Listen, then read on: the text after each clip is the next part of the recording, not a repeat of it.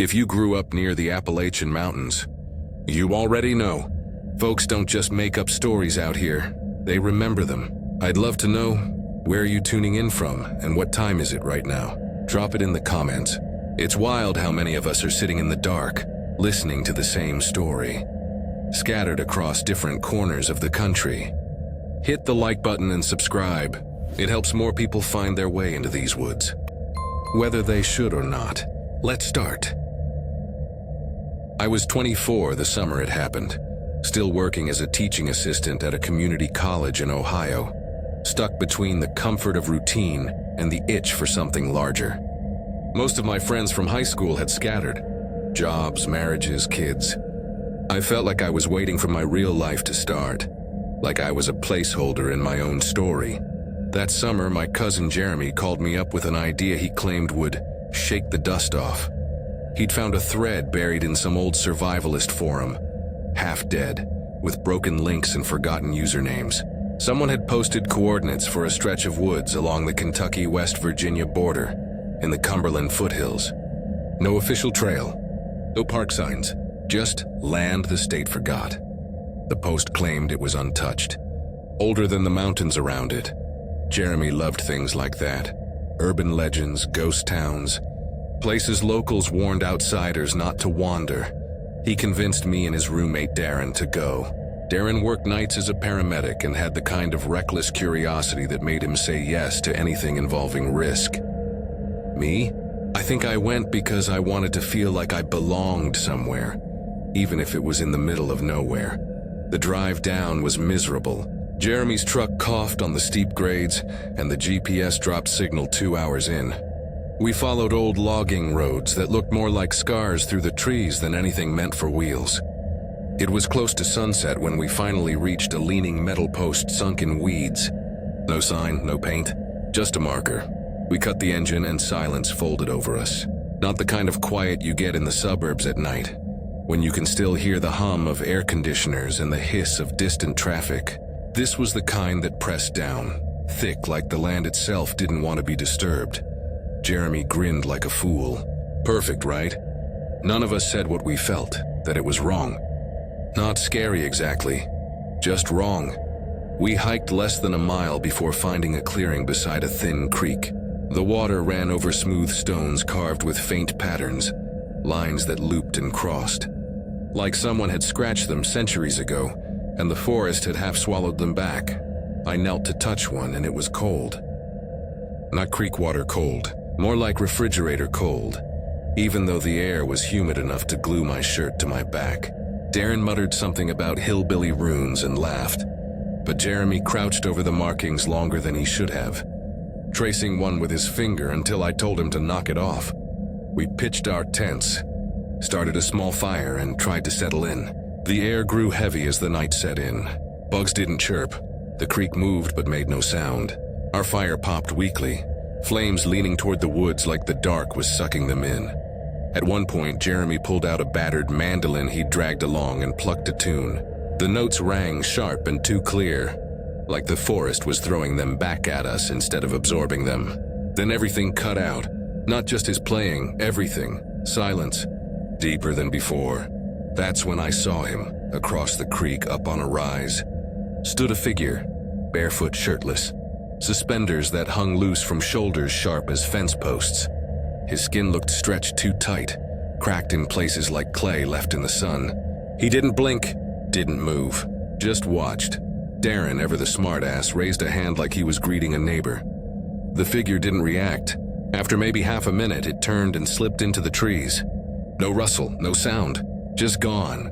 I wanted to pack up right then, but no one said anything. Instead, we sat around the fire, forcing jokes until they fell flat. When I finally lay in my tent, I didn't sleep. I listened. That's when I heard my name. Drawn out, breathless, like someone whispering through cupped hands. Eli. I froze, heart slamming. Then Darren's voice hissed from the next tent over. You heard that too? We stayed awake until dawn. Morning light made everything feel ridiculous. Birds sang. The creek babbled like it should. Jeremy insisted we climb the ridge where the figure had stood. The climb was brutal. Roots tugging at our boots, loose shale sliding underfoot. At the top we found no view, just a blackened ring of stones and a carved post about waist high, its surface stacked with faces, mouths stretched wide in silent screams. The wood at the base was stained dark. That maybe? I didn't want to guess. Jeremy knelt, whispering. Same markings as the creek rocks. That's when we heard it. Laughter, high-pitched, but wrong, like a child mimicking an adult or the forest itself choking on the sound. It didn't come from one direction. It came from everywhere. We bolted. I slipped, skinning my forearm open on shale. But I didn't stop until camp was in sight. Darren was already tearing down his tent. Jeremy just stared at the tree line, pale like he'd recognized something in that laugh. We should have left, but Jeremy swore we'd regret bailing. He said we were overreacting, that we'd laugh about it later. Darren muttered he'd rather laugh alive, but in the end we stayed. That night the forest grew stranger. The silence came back thicker. The shadows of the trees stretched wrong across the firelight, bending toward us like they had joints. And then the mandolin, Jeremy hadn't touched it since the first night, started to hum on its own. Strings quivering, no one near it. I swear I saw a shape crouched just beyond the firelight. Its limbs were too long, its head tilted like it didn't understand how to wear it. And when it opened its mouth, the laugh came again, pouring out of the woods, out of everywhere. We didn't sleep. By sunrise, Jeremy was gone. His tent sat unzipped, gear inside. His boots were lined neatly at the flap. The mandolin lay on the ground. One string snapped clean through. The creek stones were wet, though it hadn't rained, and across their surface new carvings had appeared. Faces, mouths open wide, matching the totem on the ridge. We searched, calling his name, but the woods gave nothing back. By noon, Darren said enough. We shoved everything into bags and stumbled back toward the truck. My ears rang the whole way like the silence had followed us. The engine fought us, coughing like it didn't want to leave. When it finally caught, we drove until the trees thinned and cell service returned. We didn't speak. Jeremy never came back. No body, no note. Nothing but his boots and that broken mandolin string. Darren lasted a few months before moving west. We barely talk now. I still dream about that ridge sometimes. About those faces stacked on wood screaming in silence. About the whisper of my name and the laugh that doesn't belong to anything human. Once, in the middle of grading papers, I found myself scribbling symbols across the margin. Loops and lines I didn't remember starting. When I looked closer, I realized they weren't random. They were mouths, all of them open. I was 37 when it happened, though the years since have stretched it into something that feels both closer and more distant than it should. Back then, I was a field surveyor for a small environmental firm out of Charleston. My job usually meant trudging through damp woods and overgrown clearings, cataloging soil erosion or tree growth. Lonely work, but the kind I preferred. People expected little more than numbers and measurements from me, and I liked that. That summer, after a particularly brutal project ended, I decided I wanted to walk somewhere no one had asked me to. Not for work, not for data, just to vanish into the silence for a while. A colleague once mentioned an unmarked stretch of trail in the Monongahela backcountry, up near the West Virginia line. He'd heard it wasn't a real trail at all, just an old pack route used by miners in the 1800s, mostly reclaimed by the forest. It sounded perfect. The road narrowed the deeper I drove, gravel turning to clay ruts that clawed at my tires. By the time my GPS stuttered and went blank, I didn't mind. The mountains shouldered closer, their ridgelines stacked like a frozen tide.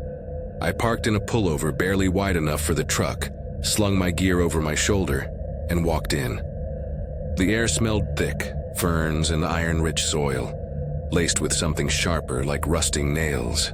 I didn't see another person, not even a hunter's marker or soda can.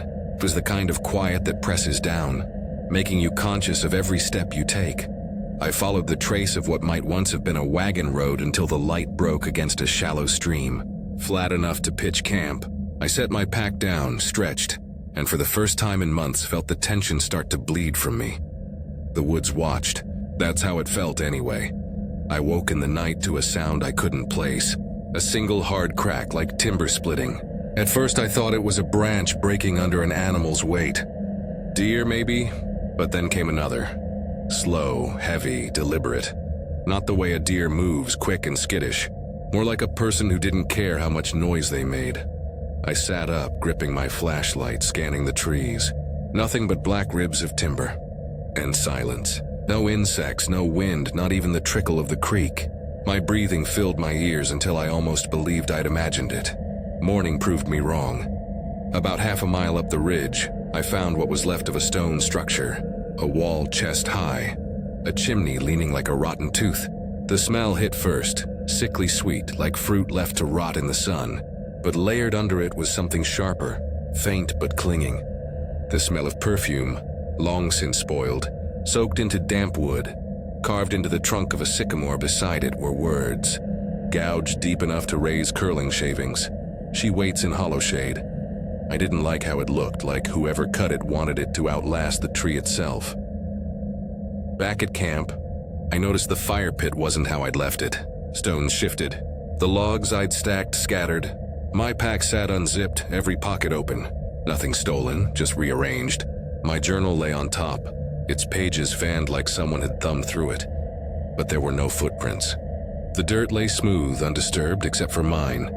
That night, I didn't bother lying down. I sat by the fire with my thermos of bitter coffee, rifle propped across my knees. Hours passed, stretched taut and thin. Then, a hum. At first I thought it was wind seeping through hollow wood, but the rhythm was too steady. A tune, soft and low, like someone rocking a child and singing half-remembered notes. It grew louder, wrapping around the clearing, threading between the trees. I couldn't pin a direction. It was everywhere. I told myself not to raise the flashlight, not to give away that I was listening. Then whispers joined it. Wet, close murmurs that brushed the skin of my neck like breath. I was frozen. And that's when I saw her. She stepped into the firelight as though the trees had let her go. Her feet bare, toes blackened with soil. Her dress clung in tatters, dripping as though she'd crawled from water. Hair hung in damp ropes over her shoulders, but her eyes were wrong. Not white, not dark. Filmed, cloudy, like river ice that never melts. Her mouth sagged open too wide, lips split as though they'd been cut there by force. The hum poured out of her, low and endless, not rising, not falling, just continuing. She lifted a hand and pointed, not at me but past me, toward the ridge. Toward that broken chimney, I bolted. Branches whipped at my face, roots clawed at my boots. The forest seemed to push back, refusing me exit. My flashlight swung wildly. My rifle slammed against my ribs, but I didn't stop until the gleam of my truck shivered in the moonlight. I drove without looking back. I didn't plan to stop, but when I rolled into the first town, Elkhorn, I went straight for the ranger outpost. My words came in a rush, clumsy, desperate. The ranger was an older man with tobacco-stained teeth. He didn't laugh. He just listened, eyes flat, then said, "You camped near Hollow Shade." He leaned back, scratching at the stubble on his jaw.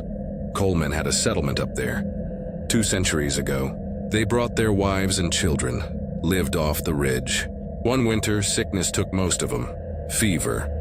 They say one woman lost her mind, sang her babies to sleep and never let them wake again. When the men found her, she was still singing, hung herself in the mine shaft the next morning. Folks say the shaft never closed and neither did her song. He looked at me like he expected me to argue. "Best thing you can do is forget it," he said. "Don't go back. Hollow Shade doesn't like company." I nodded, thanked him, left. I've never returned, it should have ended there. But even now, when nights go still and the air presses in heavy, I hear it. That same hum. Not in dreams, not muffled or half-remembered. Awake. Clear. Threading through the corners of my house like it knows the way. And sometimes, when I leave my boots by the door, I find them shifted by morning. Laces undone, as though someone had gently touched them in the dark, checking if I was ready for another walk back into Hollow Shade. My name's Daniel Harlow. I'm 48 and I've spent most of my adult life as a forestry consultant. Developers call me in when they're debating whether some patch of woodland is worth preserving, logging, or carving up into cabins. It's not glamorous work, but it pays steady, and I like the quiet. I usually take contracts closer to North Carolina, where I live, but last October I got offered a small side job out in eastern Tennessee, not far from the border with Virginia. A man left a voicemail, didn't give a last name, just said Mr. Corbin, asking if I could do a quick timber assessment on his family's old land near a nearly forgotten hamlet called Ashlick Hollow, 80 acres. Supposedly hadn't been checked in decades.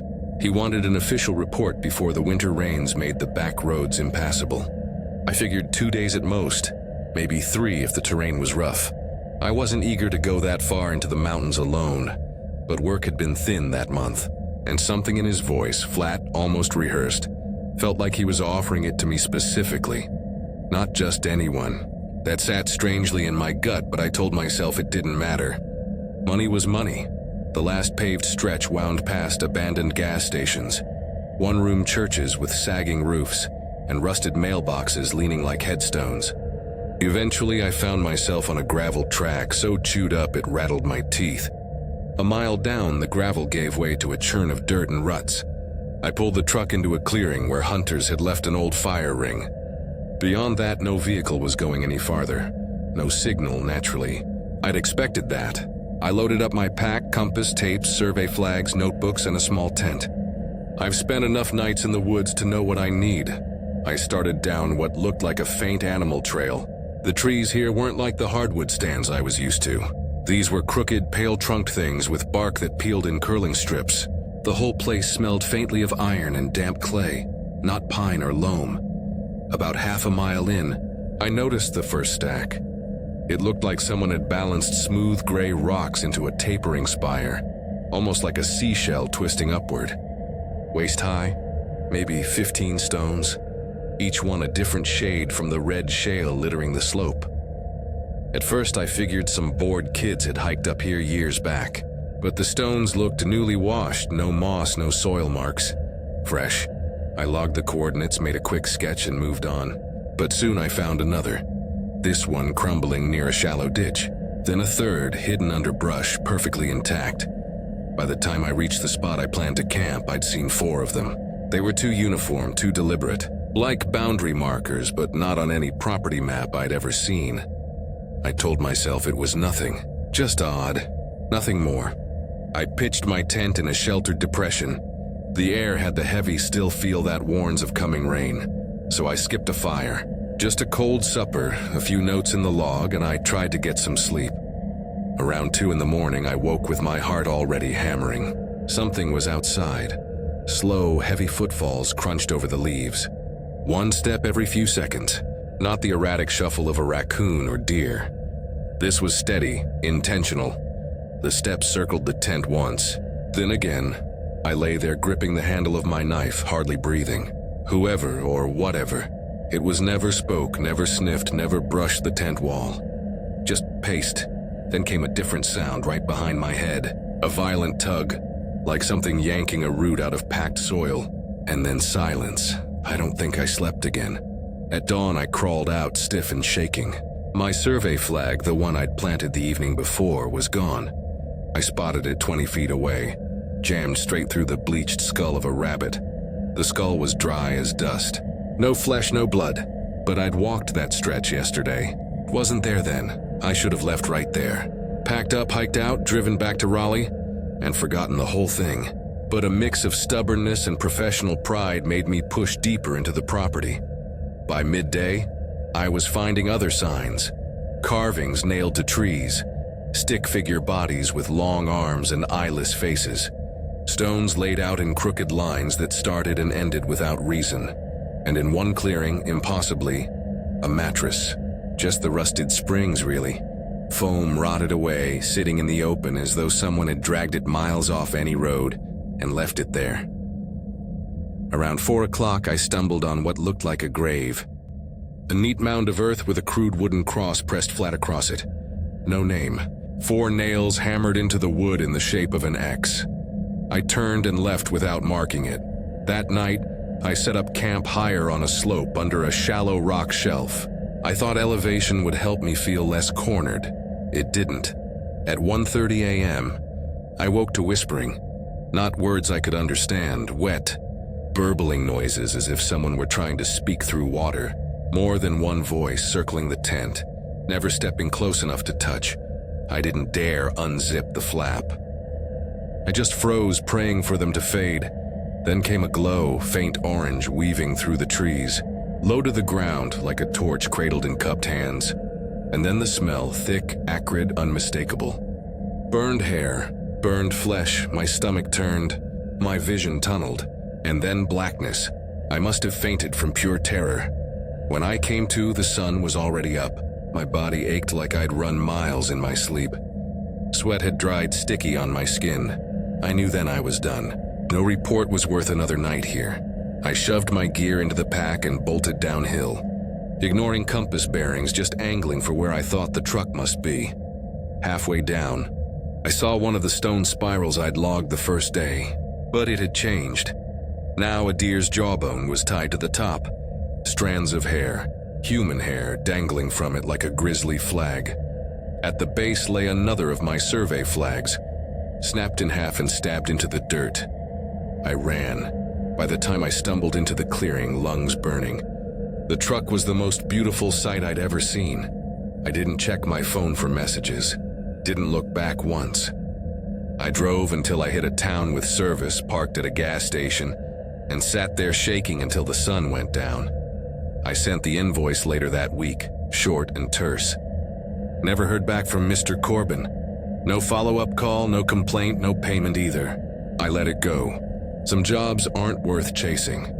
Months later, over beers with a retired ranger I sometimes work with, I mentioned Ashlick Hollow in passing. He went quiet, eyes narrowing. "Folks still wander up there?" he asked. I told him what I'd seen, at least the pieces I dared to admit without sounding insane. He nodded slowly. Old-timers used to say Ashlick was where the Hollow Men walked. Not ghosts, not people. Something between. Said they marked their ground with stones so no one would forget whose land it was. I laughed it off, though my throat was tight. "And the whispers?" "Echoes of voices that went missing there," he said, dead serious. "Once you hear them, you don't go back. I haven't set foot in those mountains since, but sometimes, late at night when the house is quiet, I swear I hear that same low rustling, like something being torn out of the earth just beyond the wall. And each time, I find myself checking the corners of the yard in the morning, half expecting to see a spiral of clean gray stones waiting for me." I was 39 when I decided to walk away from everything familiar. At the time, I was an overworked paramedic in Roanoke, running shifts that chewed up nights and left me staring at ceilings in daylight, unable to close my eyes without hearing phantom sirens. Years of it had worn me down. I'd patched up strangers, held hands with the dying, and pulled bodies out of wrecks. What I hadn't done was breathe. When my supervisor finally insisted I take leave or burn out completely, I thought about beaches, cities, anything with people. But what I wanted wasn't noise. It was silence, the kind you can only find where people aren't. An older EMT I knew once mentioned a trail near Red Ash Ridge in southern West Virginia. Not on any maps. He'd heard of it from a hunter decades back. "A place the holler swallowed," he called it. A cut-through road from old coal camps that never got finished. Now it was nothing but overgrowth and rumors. It sounded right. The drive took most of a day. Past towns where the gas stations sold more bait than food. Past clapboard houses leaning like they'd given up. Eventually the pavement crumbled to gravel, then to rutted clay pocked with standing water. The last mile was more scar than road. When I killed the engine, the quiet slammed down like a lid. The woods pressed close, trunks dark with moss, vines dragging low. A rusted survey stake stuck out of the dirt at an angle. No trail sign, no marker, just that. I hoisted my pack and walked. For hours the path climbed in switchbacks, roots clawing at my boots. Around dusk I reached a clearing by a shallow stream. The water was dark, running slow, lined with rocks that had symbols carved into them. Crosshatches, spirals, shapes worn shallow but deliberate.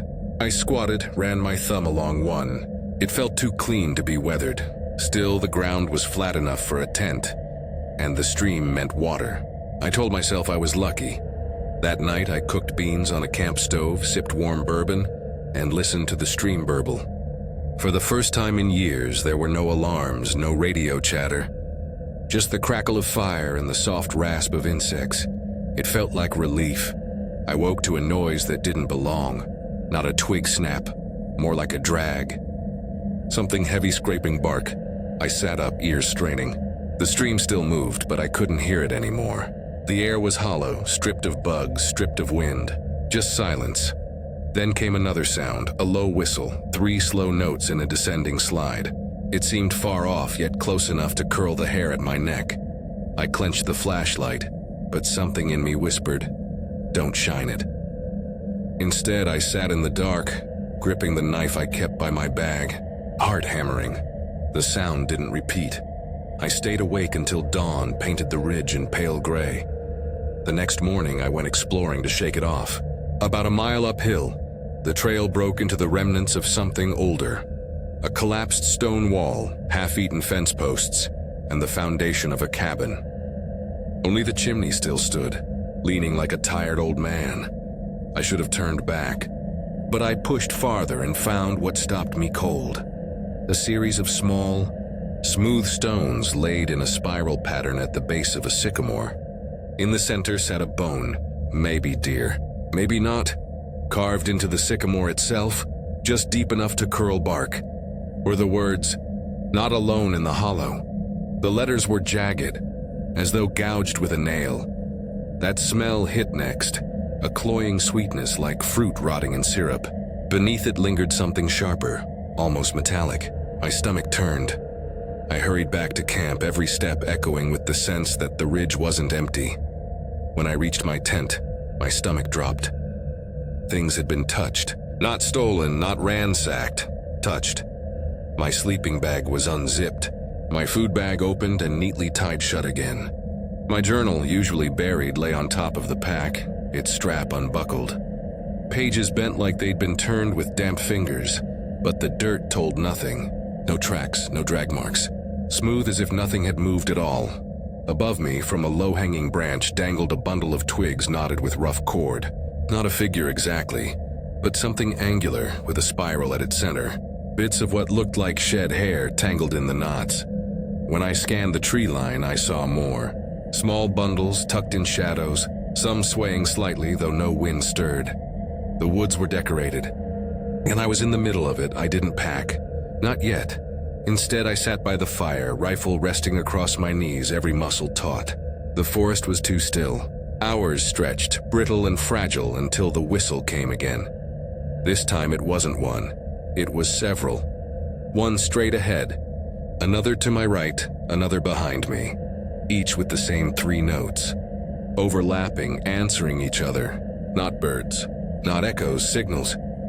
I gritted my teeth, trying not to move, but then came something worse, whispers. Low, damp, like water seeping through stone. They drifted in circles, never clear, just wet syllables brushing my ear, as though spoken inches from me. When the fire guttered, I saw her. She stood across the stream, pale against the dark. Her feet were bare, ankles black with mud. A ragged shift clung to her body as though she'd walked through water.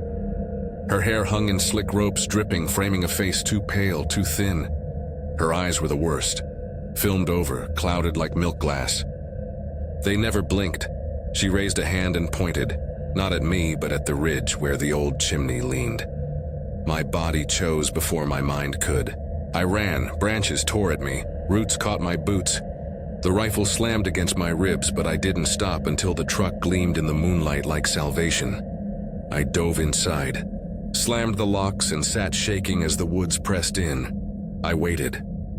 10 minutes, 20. No one came. No whistle. No movement. Just silence. At dawn, I drove until the mountains peeled back into farmland. I checked into the first motel I found and collapsed. 2 hours later, sunlight pried me awake. My head still rang with the echoes of those 3 notes. Stepped outside, telling myself it was done. Then I saw the back of my truck. the glass smeared with prints. Small bear, too many to count. Mud caked across the bumper, and tied to the trailer hitch was a new bundle of twigs, spiral knotted tight. I told the rangers. They didn't blink. One finally said, "Red Ash Ridge. Old story says when the coal road cut through, a family up there wouldn't leave. Said the woods belonged to them. Winter starved them out. Folks who went looking never found bodies, just stones set in spirals. They say she still walks the hollow path, marking whoever stumbles through. He didn't write anything down. Just told me not to go back. I never did. But sometimes when nights go still, I hear it again. 3 notes. High, low, high. And in the morning I find small spirals drawn in dust on my windowsill. Too neat to be accident. Too deliberate to ignore. It feels like the hollow is patient, like it's waiting for me to walk back in. I was 41 the summer I decided to vanish into the woods. Not in the dramatic sense, no plans to disappear forever, just a retreat. My work as a correctional officer had ground me down to the bone. Years of clanging gates, sour coffee, and the constant hum of fluorescent lights had hollowed something out of me. Nights I couldn't sleep. I'd hear the echo of keys and the drag of steel doors even in my own house. I needed quiet, but not the kind a weekend at home could give. I wanted to be somewhere the world couldn't reach me. That's when I heard about Black Hollow. An old-timer at a bait shop told me about it in passing. Used to be a spur trail off Panther Ridge, he said, his hands working a tin of chew. But the state closed it off when folks kept getting turned around. Whole place feels wrong. They say if you wander far enough, you'll hear breath that ain't your own. He laughed, but his eyes didn't. I looked it up later. No official maps. Just scraps of chatter buried in old hiking forums, threads long abandoned. People mentioned stone circles, woven walls, and things left behind in clearings. One reply ended with 4 words that hooked me. She keeps to herself. That was enough for me. I drove down a road that looked more like a scar through the woods than anything planned by man. The canopy folded in, branches raking the roof of my truck. When I finally stopped, the air was damp, thick with the smell of iron and wet leaves. There was no sign, no marker. Just a break in the brush. I hiked for hours. The trail, if you could call it that, twisted in on itself. Overgrown, claustrophobic. The deeper I went, the darker it grew, as if the sun had less strength here. By evening, I found a flat patch near an old stone ring, half sunken into the earth. The rocks were blackened, as though scorched long ago, though no moss clung to them. It felt deliberate. I pitched my tent, boiled water, ate jerky, and waited for the stillness to settle. For once, my shoulders loosened. That night, I slept like the dead until the silence woke me. It wasn't sound that stirred me. It was the lack of it. The woods had gone flat. No crickets, no frogs, no breeze. Just heavy nothing. Then came the breath, slow, heavy. Right beside the nylon wall of my tent. I froze. My fists balled so tight my fingers cramped. It wasn't the huff of an animal. It was too steady, too deliberate. Each inhale long and deep, like someone savoring the scent of me. Then came a step. Barefoot. I could hear the earth compress beneath it. One step. Then nothing. I don't know when I blacked out, but when gray light finally broke, I unzipped the tent with shaking hands. That's when I saw them. Footprints bare, human, toes splayed too wide, the arches wrong. They circled the tent in a complete ring.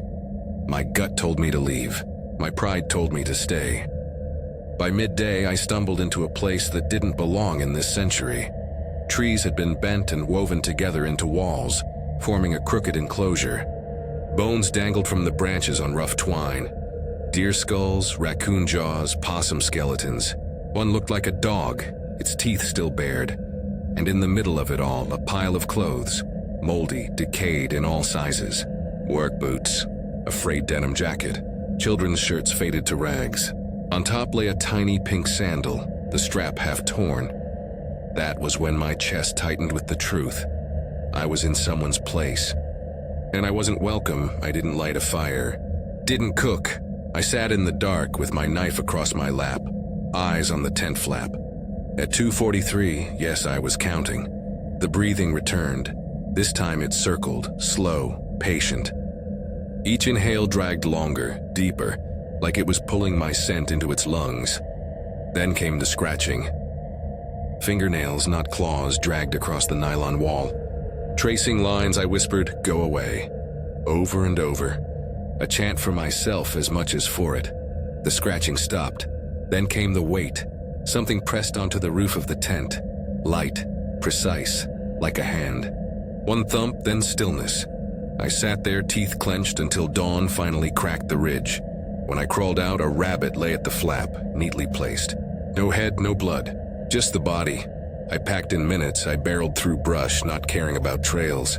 At one stream crossing, my pack snagged on a branch. The map slipped free, carried off by the current. I didn't go after it. That's when I saw him. In a clearing ahead, crouched low. At first I thought it was a man, but no man looked like that. His skin was blackened, cracked like bark burned by fire. Patches of ash clung to him. His eyes were too wide, too pale, glowing faintly even in daylight. He didn't move when I saw him, just crouched, watching. I ran. I don't remember much after that. The woods tilted, spun, dragged me down into a half-dream. Branches clawed my arms. My lungs burned.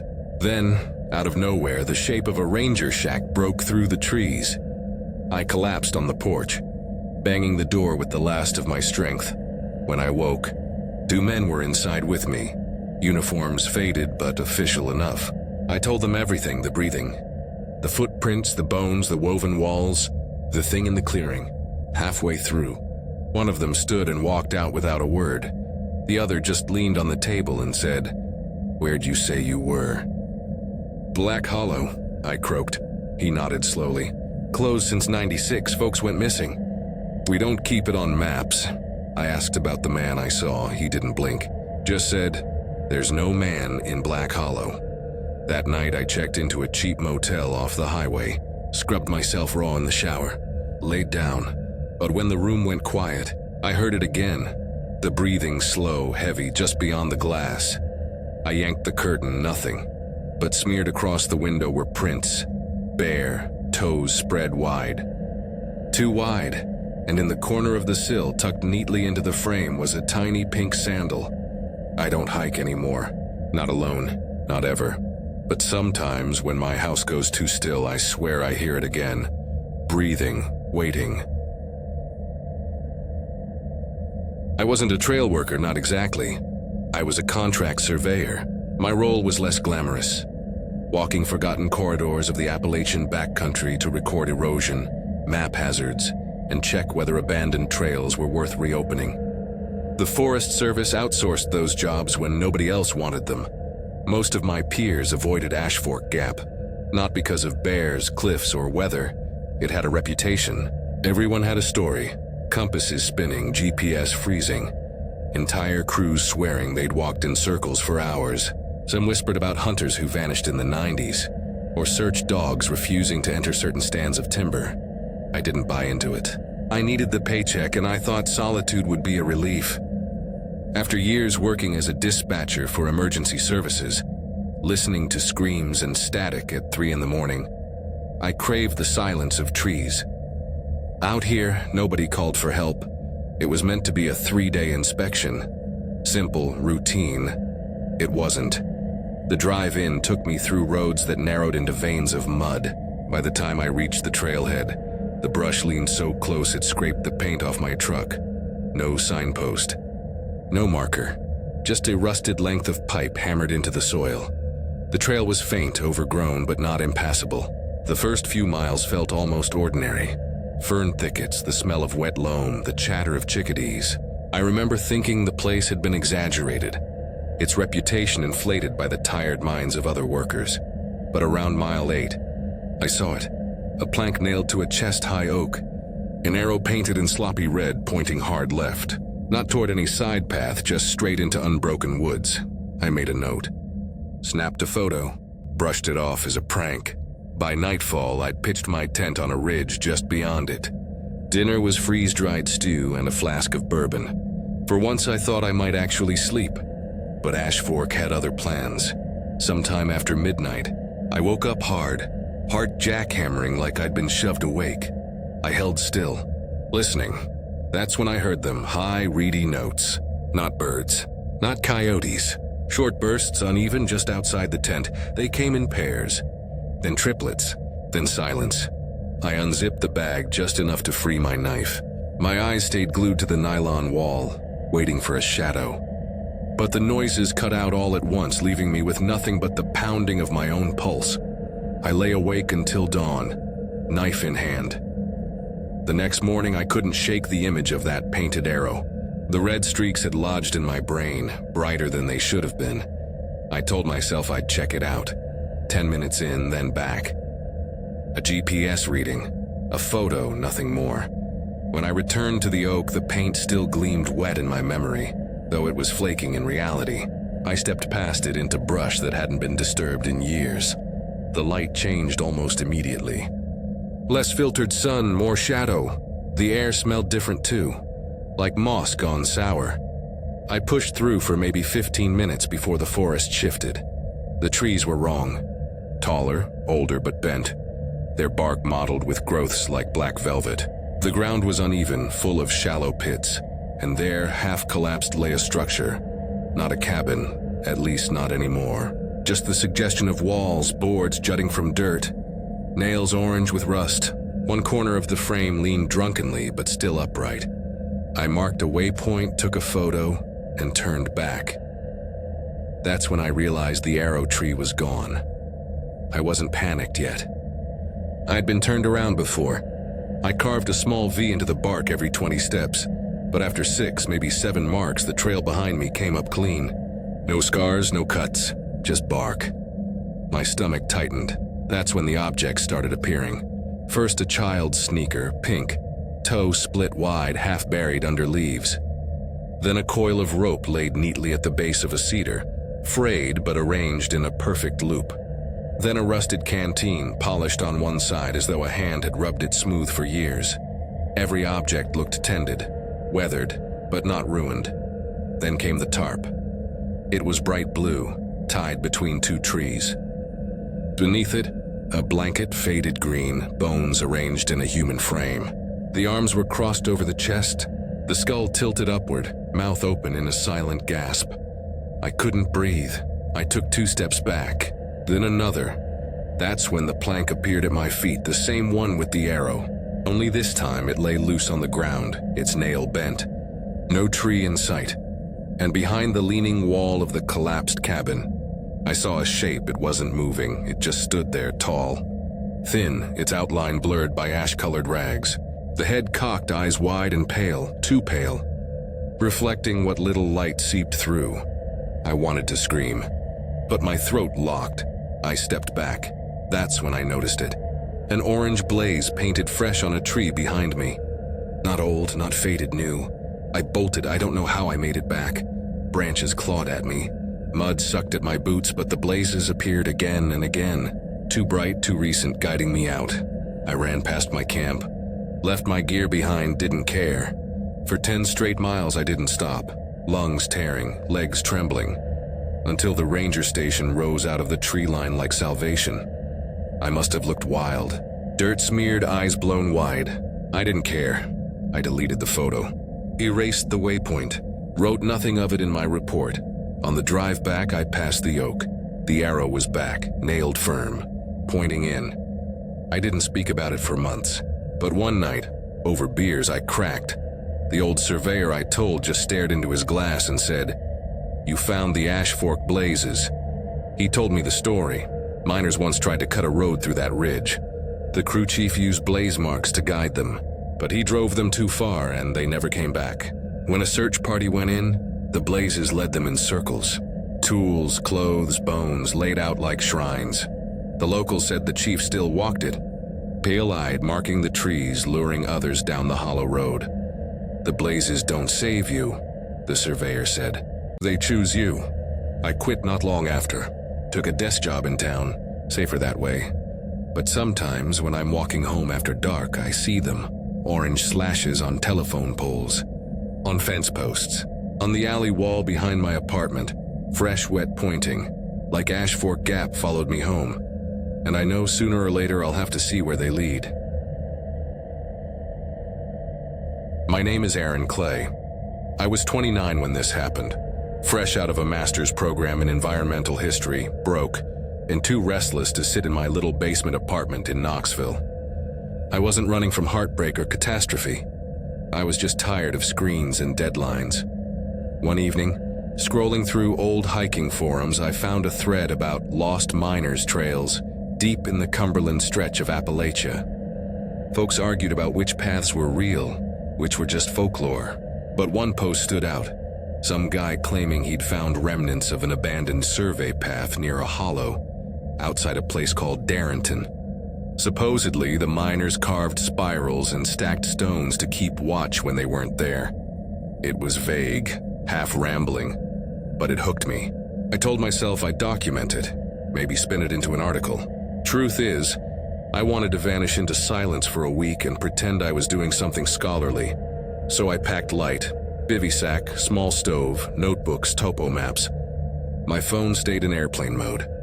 I rented a beater of a car, drove past Darrenton until the blacktop crumbled into gravel, and parked where the road dissolved into mud. Beyond that point, it was boots and nothing else. The entry to the path wasn't marked. It was a break in the tree line, just a shoulder-wide gap with trampled underbrush. I would have missed it if I hadn't been searching for it. At first, the trail felt like any other Appalachian cut. Leaf litter, roots, the smell of damp rock. But the trees were different here. Shorter, with pale bark that peeled in curls like skin left too long in water. The canopy pressed close, muting the sky. Half an hour in, I noticed the first pile of stones. 3 smooth rocks stacked like they'd been set down yesterday. Balanced so precisely that the smallest breeze should have toppled them. Trail art, I thought. Harmless. But as I walked deeper, I saw another. Then another. Always just when I was starting to think I'd lost the path. I made camp beside a broken boulder, split clean as though lightning had punched through it. I ate ramen by the faint glow of my stove, jotted some notes about the odd stone piles, then zipped myself into the bivvy.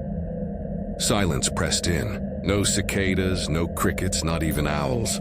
Just stillness. Sometime after midnight, I woke to sound. Not rustling, not scurrying. A sharp, deliberate click. Then a pause.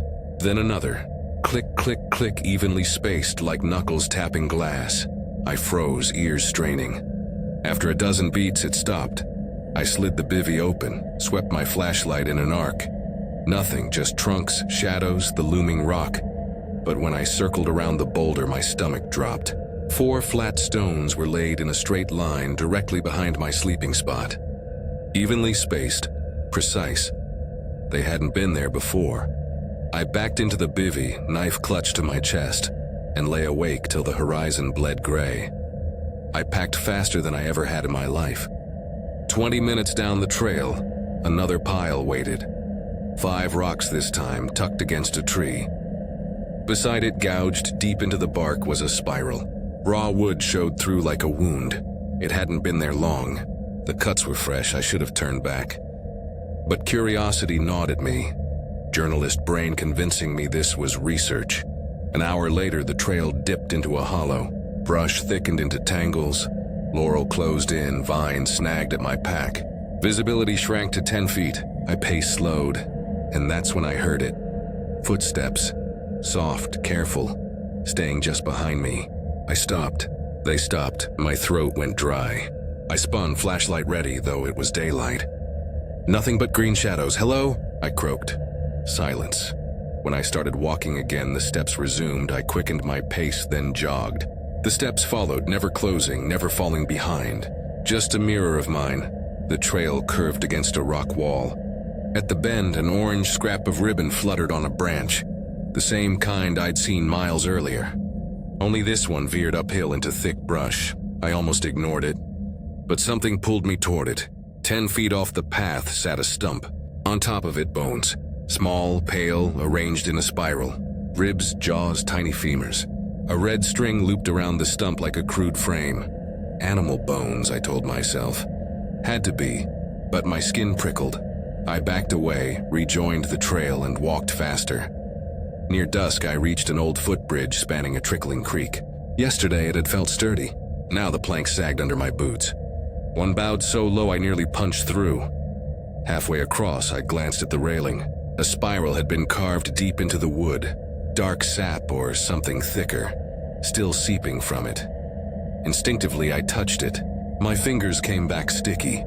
The smell hit me then, coppery, sharp, like blood gone stale. I wiped my hand on my pants and nearly ran across. I camped that night only because the fading light forced me to. I found a flat rise, set up under a ledge, and sat awake long after I should have been asleep. At 2 a.m., the whispers started. Not words, gurgling, wet syllables like someone trying to speak underwater. Several voices circling, never stepping close enough to touch. My pulse hammered.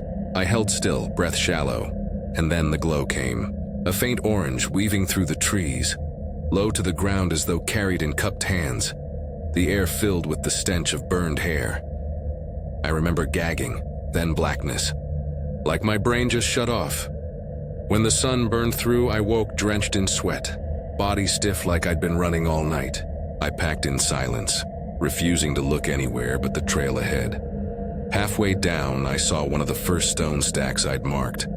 But it wasn't the same. Now a deer's jawbone dangled from the top, tied with human hair. At its base, a snapped survey flag was stabbed into the dirt. I never carried flags. I ran. When my car appeared between the trees, it looked unreal, like a hallucination. I almost sobbed with relief. I hurled my pack into the back seat and locked the doors before I even sat down. My breath fogged the windshield as I fumbled the key. The engine coughed, hesitated, then roared to life. As I turned onto the gravel road, I checked the mirror. At the edge of the woods stood a figure. Too far for detail, but tall. Still watching. I didn't stop until I'd passed 2 towns. Weeks later, I mentioned Darrenton Hollow to a librarian friend who grew up nearby. Her face went pale. "They still wander out there?" she asked. "Who?" I said. She hesitated, then whispered, "The Bone Watchers. Miners who got trapped underground when the shaft collapsed.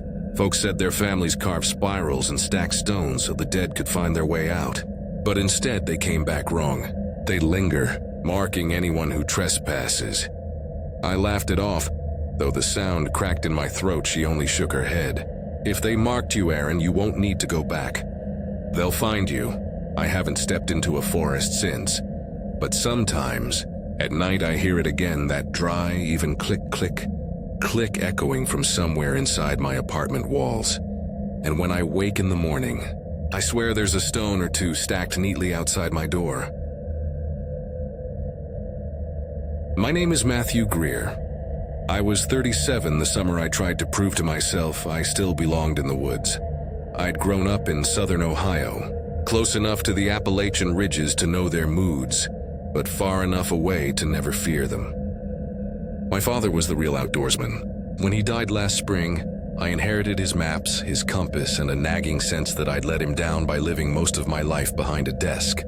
I'm a high school history teacher. My colleagues thought I was taking a trip to clear my head. The truth was simpler. I wanted to walk alone in the mountains where Dad used to wander, and maybe come back with a story that felt like his. I chose the Monongahela National Forest in West Virginia. Fewer tourists than the Smokies. Deeper hollows and trails that fray into nothing if you follow them long enough. My plan: 5 days out, carrying bivvy gear, minimal rations, and my father's old compass. The first day was uneventful.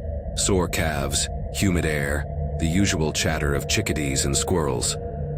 By the second morning, I'd settled into rhythm.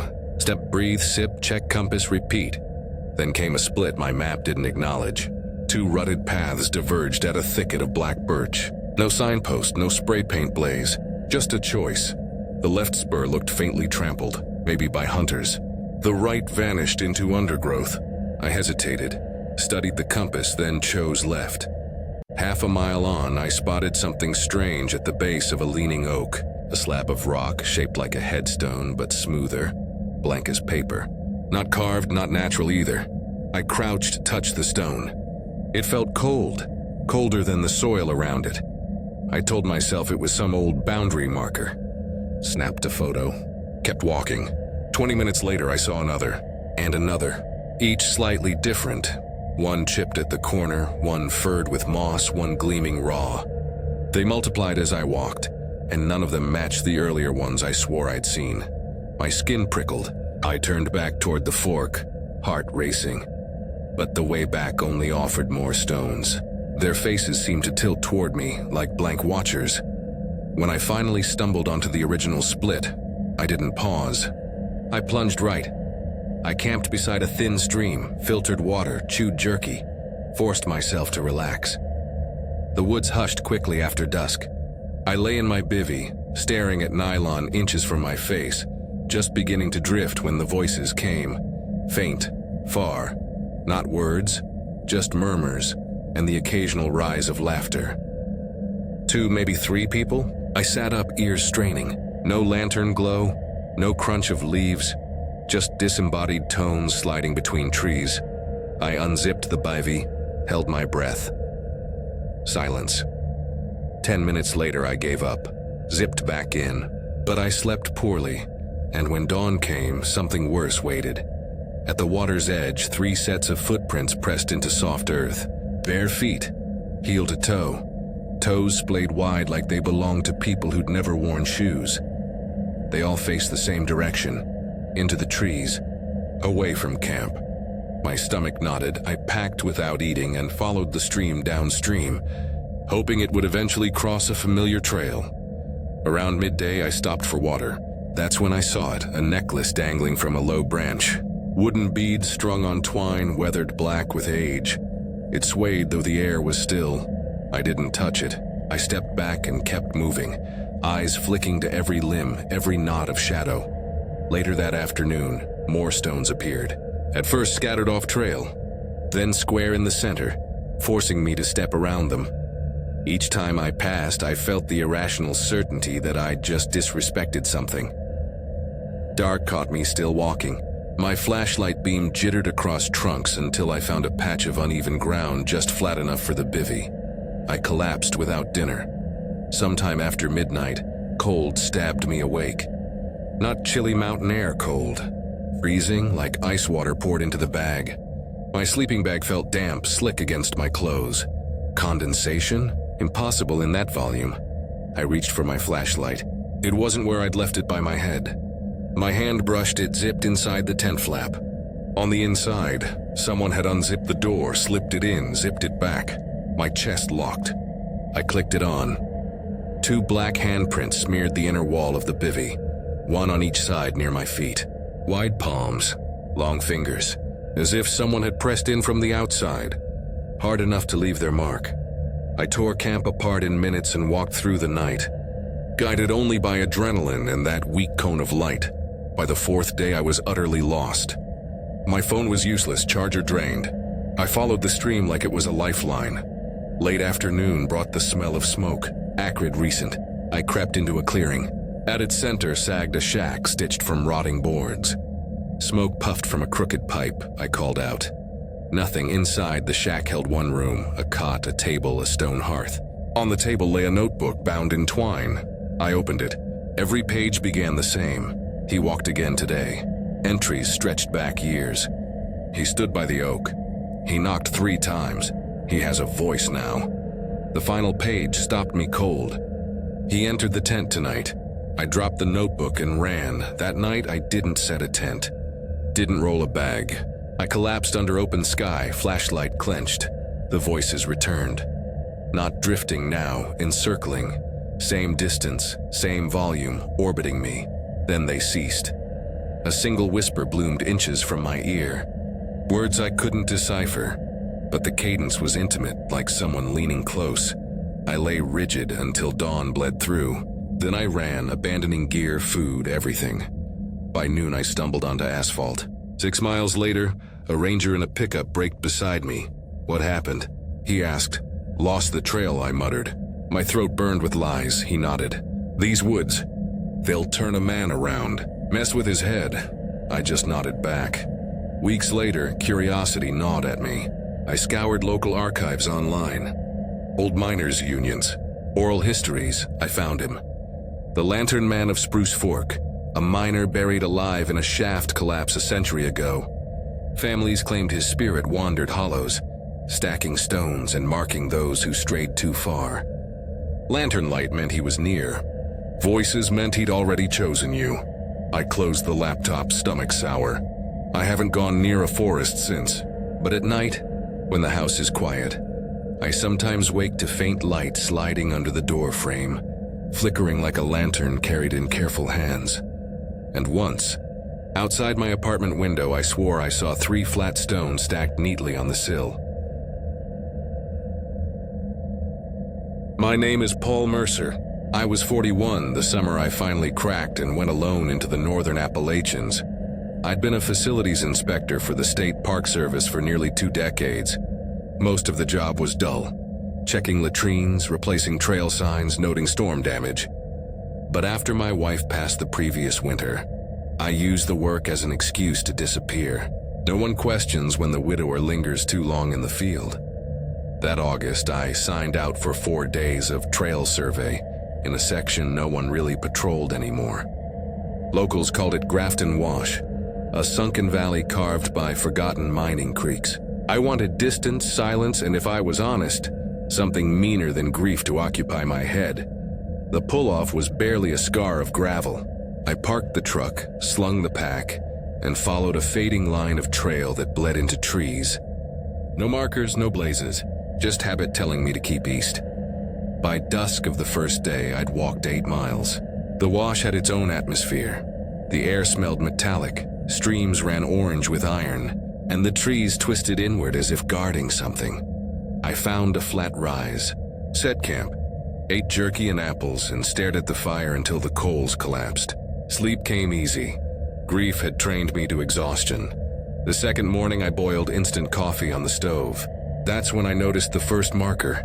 Just beyond the circle of ash stood a stone, knee-high, rounded at the top, smoothed like river rock. It leaned against a pine, blank but deliberate. I knew I hadn't seen it when pitching camp. An hour deeper into the wash, another appeared, then another. Always by the trail, always angled toward me. I snapped a photo, but unease settled in. Boundary stones, maybe? Old miners? My rational brain tried explanations, but each one looked freshly placed, earth still disturbed at the base. By late afternoon, I found 3 in a row, like sentinels. My skin prickled. That night, I decided not to light a fire. The forest went still after dark. Around 11, a sound pried me awake. 3 slow knocks, not on my tent, not on stone. On wood, knock, knock, knock, pause, then 3 more. I gripped the knife, listening. Then came the pacing. Heavy, deliberate steps circling my tent. Every crunch of leaf pressed down with intent. Something brushed the nylon wall, soft, like a hand sliding along fabric. My chest seized. I unzipped, thrust the flashlight out. The beam cut nothing but brush. Except by the cold fire ring sat a bundle. It was my lantern. I'd left it inside the pack. Now it stood upright, wick polished, as if placed for me. My hands shook too hard to pick it up. I crawled back inside and held the knife until dawn. I left before the sun cleared the ridge. Half a mile down, I saw footprints. Not mine. Not boots. Bare. Long-toed, wide, pressing deep into the mud, weaving beside my path before vanishing into brush. Further on, a cord stretched between 2 saplings at chest height. From it dangled bones, rabbits, birds, all knotted with dark feathers. A charm, a ward, or a warning. I cut it with my knife and stepped over, heart hammering. By midday, I heard it. Humming, a woman's voice. Slow, tuneless, threading between the trees. I froze, every nerve alive. It faded. Silence returned. But later, as shadows stretched long, I heard my name. Not shouted, not distant. Whispered close like lips grazing my ear. Paul, I spun. No one stood there. Only the leaning stones. Near twilight, smoke reached me. I pushed into a clearing and found a shack. Boards gray with rot, roof patched with tin. From a crooked pipe rose thin smoke. I knocked. No answer. Inside, a single cot, a table, a hearth of stone. On the table lay a notebook bound in twine. I opened it.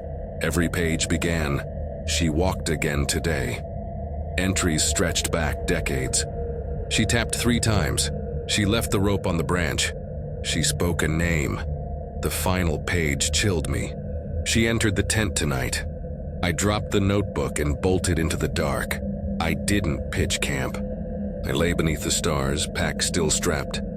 Lantern clutched to my chest. The humming returned, circling, no footfalls. No crack of twigs, just that woman's tune bending around me. Then silence, then the whisper, closer than breath. Paul. I didn't move until dawn. By sunrise, I abandoned everything. Left stove, tent, food. Just staggered east until the trail broke into gravel. 6 miles later, a ranger truck slowed. The man asked what happened. Got turned around, I muttered. My throat was raw. He studied me, then said, "The wash can do that. Folks hear things. Better to stay out." I nodded, unable to speak. Weeks later, I searched archives in Charleston. I found mention of her, the widow of Grafton Wash, a miner's wife, widowed by a shaft collapse. She wandered the hollows, calling the names of men who entered. If she spoke yours, you'd vanish. Some said she returned what she took, only changed. Your food, your tools, your very breath. I shut the book, bile rising. It's been months since I left the wash. I haven't camped again. Haven't walked farther than the grocery lot.